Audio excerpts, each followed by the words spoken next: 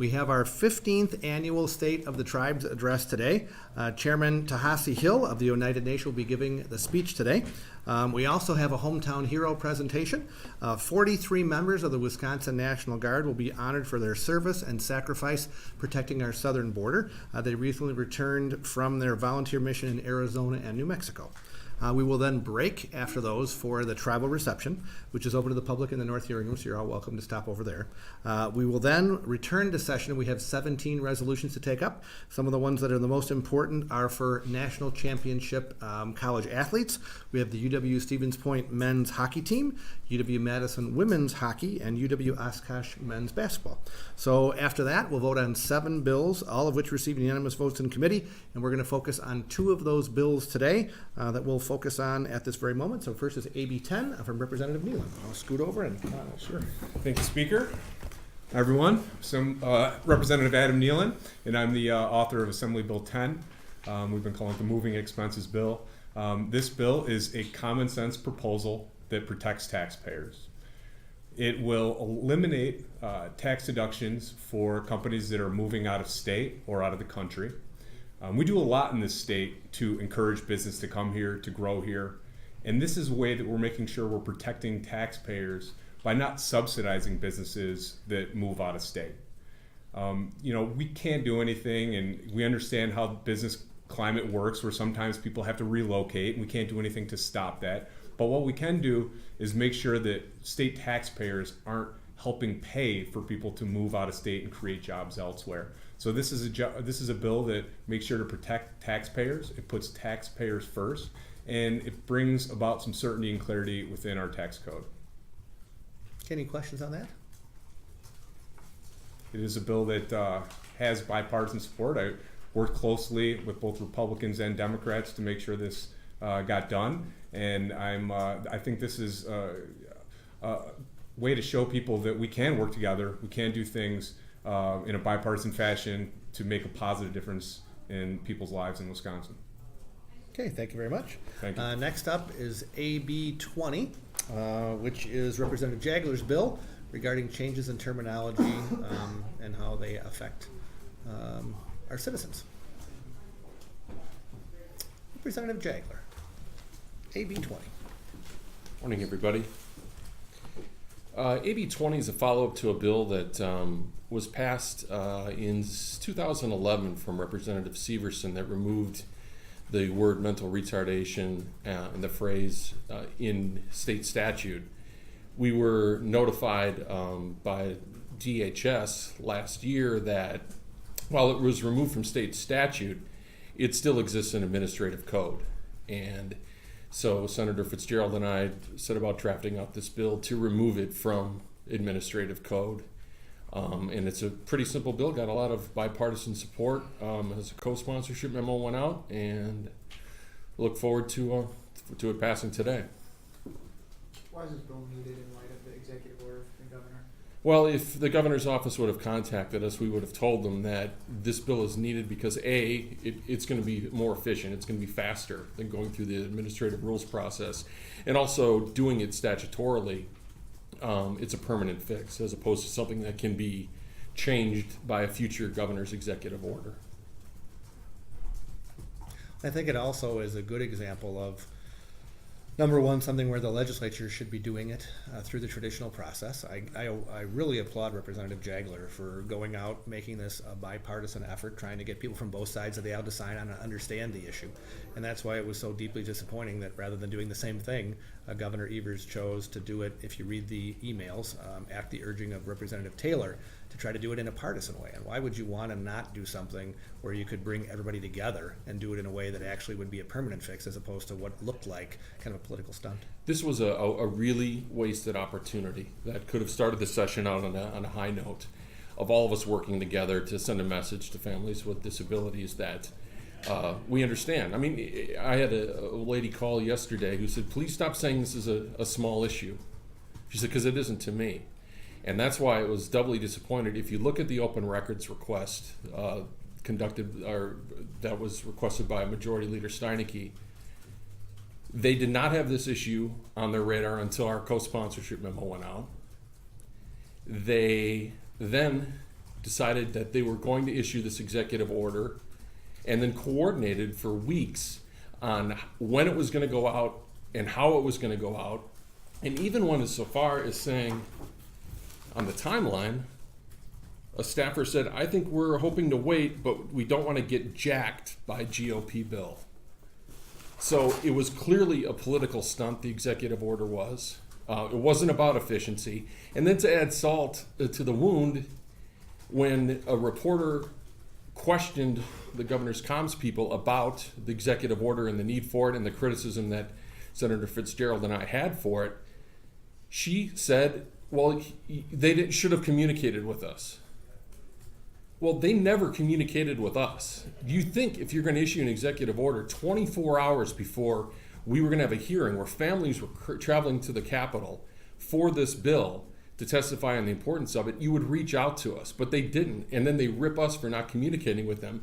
Had they called me, I would have told them that we did contact the agency. In fact, the agency came to us in November and said, this is an issue that we'd like cleared up. The fastest way to do that, the cleanest way to do that, is with a bill. Will you draft that when we come back in January? I said, of course. This is ridiculous that a bill like this, a bipartisan bill that I can't imagine anyone would be against, is being used as a political tool by the folks in the East Wing. It's ridiculous. What agency came to you in October? DHS in November. November. The bigger question is also in that open records request, there were a couple of pages of one entirely redacted page and one that's partially redacted at a minimum. The question is, and they're claiming attorney-client privilege in this, and I'm not sure how that relates in an issue like this. So I would assume for the people in the press who are big freedom of information people, this is probably an important issue that, I mean, we certainly want answers to, because I can't imagine what rationale they're using to hide information from the public on this issue. It doesn't make sense. So. It's just nothing but big black lines on 3 of the pages in this. So wonder what else is there. But like I said, regardless, this isn't an opinion of mine. This is very clear. This issue wasn't on the radar, and it was calculated to get political points without reaching out to the authors. So you're saying the governor should not have issued the executive order then? If he wanted to issue the executive order, we would have told him that it wasn't necessary. But if we wanted to do something, if he still was going to do it or felt the need to do it, what better day to do it than the day of the hearing? Reach out to me. We could have had families there. It could have been a nice story that would have been nice to come out of the Capitol that we could have teamed up to work on. So it like I said, it was beyond disappointing that we weren't contacted. Representative, what's more important to you, getting it passed, or getting it passed, or who gets credit for it? No, and that's why I didn't mention anything in the State Affairs Committee executive hearing on it. The important thing is that this gets done, but at the same time, it makes me cringe when I hear the governor's staff saying we're going to all work together and we need to have this to move forward. It's ridiculous. Honestly, that's a better question for the administration, the way this played out. It's a better question for them. The governor says he's going to sign this bill. Will you attend the bill signing ceremony? Absolutely. I mean, it's important. It's still an important issue to me. And as I said, it's more important to the families who, I'll give you an example. You think, it's just administrative code. There was a woman who called me in tears who said she went to get a power of attorney and other legal matters drafted up, similar to what I have to do with and my wife has to do with our daughter who has Down syndrome. She went and had it drafted up, and they had to use the legal term mental retardation. And she said, our kids know that. Our kids know they're not supposed to say that. You walk around all the time with a spread the word to end the word bracelet, which I do, and she said, you're not even ended it in your own building. So that's what really sparked me to get this moving. It was the very first thing I had drafted this session. Do you anticipate the governor will even invite you to the bill signing, if there is a bill signing? To be honest, I hope so, but I hope that I hope the families there are represented. It is getting this done is the most important thing. Those families don't care about this. And I think it is important for us just to set the stage to say that there is no one who is going to watch this broadcast or read what you write or listen on the radio that doesn't know there aren't going to be things that politicians disagree about, right? We're not going to expand welfare. We're not going to raise taxes. But I would think on a bill like eliminating a term that everybody agrees is outdated and inappropriate, if you can't find common ground on that and say this is a prime example of how we could reach out, work together, and say here's a win for everybody, how in the world are you going to find common ground on some of the more difficult topics? Which is why I think for many people it's just so disappointing when they look at dysfunction that on simple things, which I frankly look at a lot of these and say, I don't get it. Pre-existing conditions, we wanted to get that done. Governor issued ultimatums and said, if it's not my way, we're not going to get the bill. We had a tax cut package that we were calling the Evers middle class tax cut that he vetoed. And here we are on a bill that should have been unanimous and celebratory. And we're spending time talking about why in open records requests, they had this whole cabal of how to get political credit and not give it to us. How about if we all get political credit? Why would that be something that's so strange? Makes no sense. Okay, Anything else? thank you very much. I will ask Chairman Nygren to come in as we kind of go through questions on the budget and talk a little bit about what is in store for the course of the next month. I want to give him credit. I think that the Finance Committee and the secretaries who stepped forward did a good job as they talked about the issues that are in Governor Evers' budget. Our members have been beginning the discussions, but we are really waiting.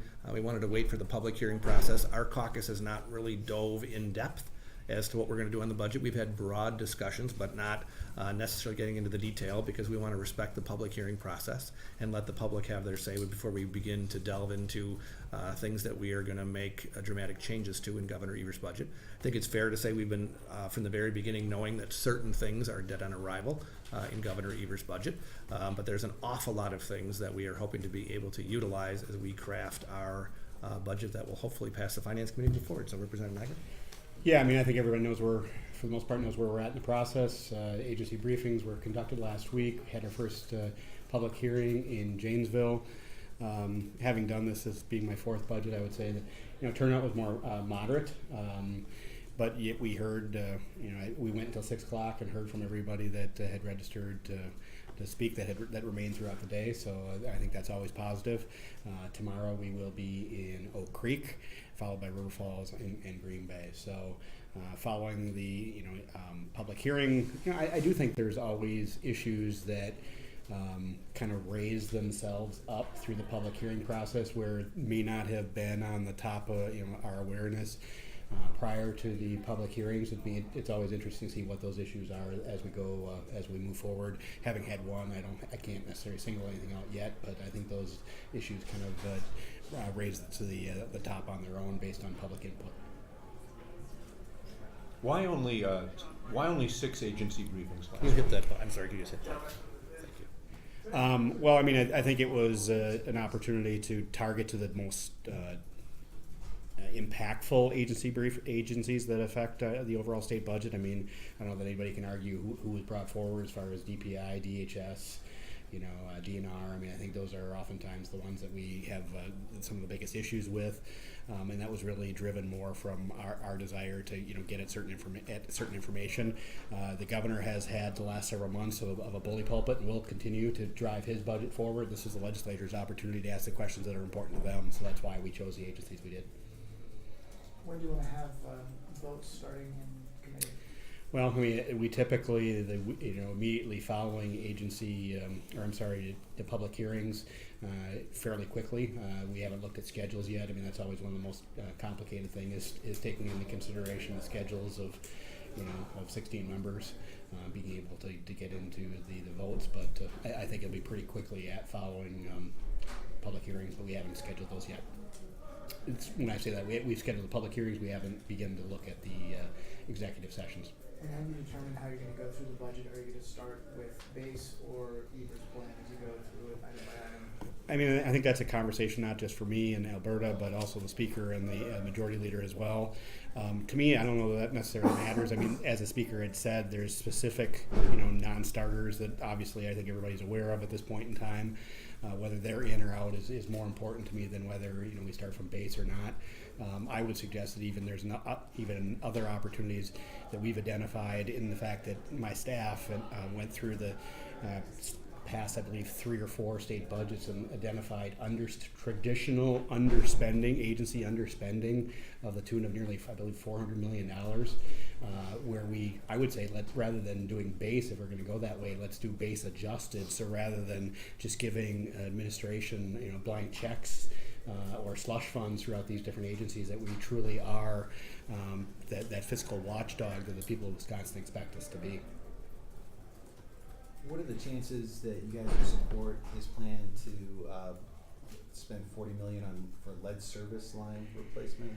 Well, I mean, I know that the legislature's actually acted on this issue ourselves.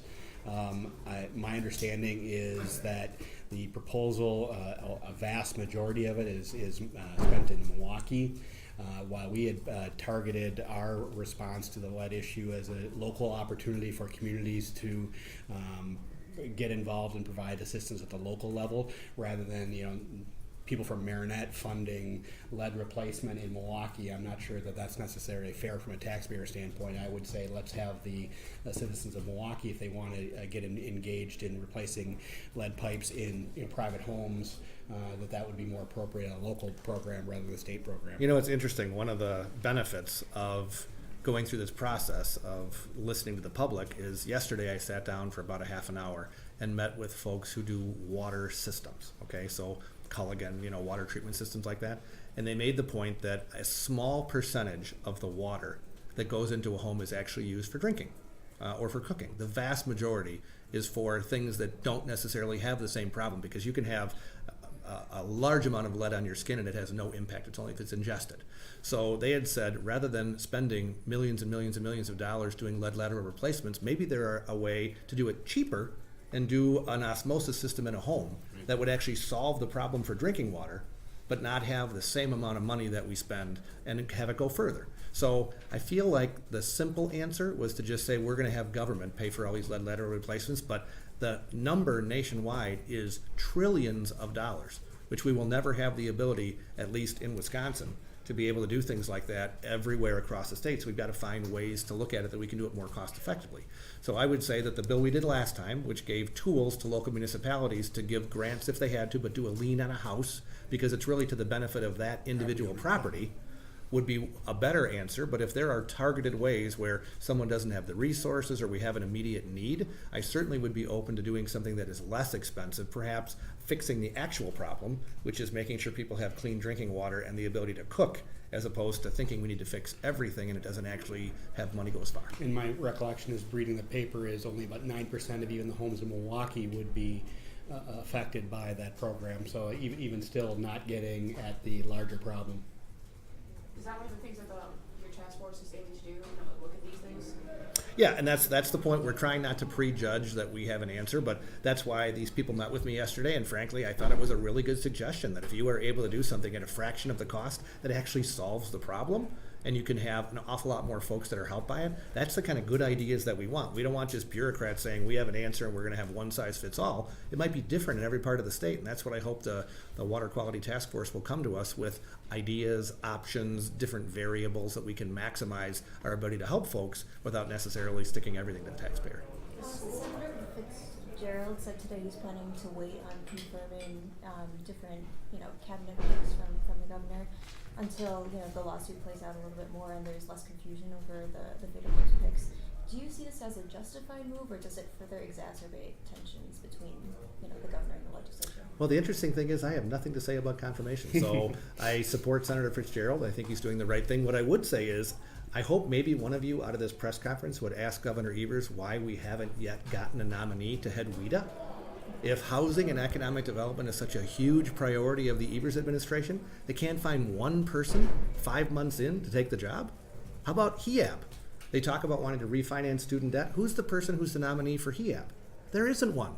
So I feel like they're so focused on being political, scoring points, trying to fill all these things that I think most people say, wait a minute, why aren't you doing your day job? How come having people who are even nominated?